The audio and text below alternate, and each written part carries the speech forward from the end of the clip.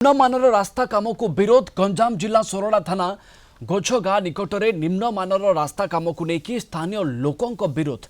गोछा ठारू करड़ा गाँ पर्यंत 6 किलोमीटर रास्ता निर्माण पर मंजूर होईछि 6 कोटी टंका। गंजाम रु गंधमाल जिला को संजोग करुवा ए रास्ता काम 2022 रे आरंभ होइथिला, मात्र ठिका संस्था काम बंद कर देइथिला।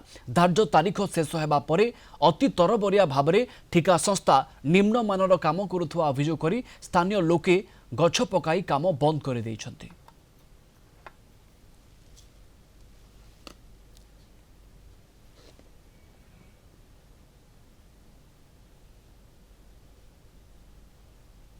यहाँ NH 59 ठू आमर करड़ा 6 किलोमीटर रास्ता सरकार निर्देश क्रमे अर्थराशि प्रदान होता 2022 स्टार्ट होता।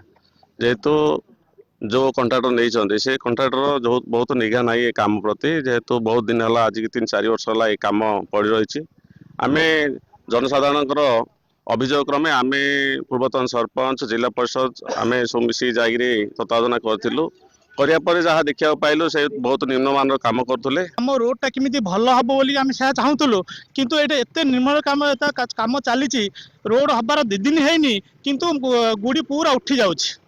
तो से आज आम समस्ते गाँव आम पंचायत सारा लोक आसिकी ये प्राय गोटे 50-100 पिला जमा होगी आम कंट्राक्टर कहलु भल क्वालिटी काम टे करा जाऊ बोलिकी। तो बहुत निम्नमानर काम होउची आमर बहुत पिला आईकी देखिलु जे गाँववासी भी समस्ते कहले जे बहुत निम्नमानर काम होउची। आ ऊपर आमे जे कंट्राक्टर तांको अभियोग कलु तापर जेती जेई BDO tehsildar A to Z समस्त को कंप्लेन कलु जे आगे आसिके एपट देखंतु विजिट करंतु रास्ता केते निम्नमानर काम होउची। आमे हमर इठर सरपंच एवं जिला परिषद को आमे ए दिनसला इन्फॉर्म कलु एवं ए दिनस जो कामडा हेची तार वीडियो बनेकी भी सेमानकु पठेलु। सेमाने आसिले आम सहित कथा हे बोली भी कहले किंतु आम सहित किछि कथा हे नांदी।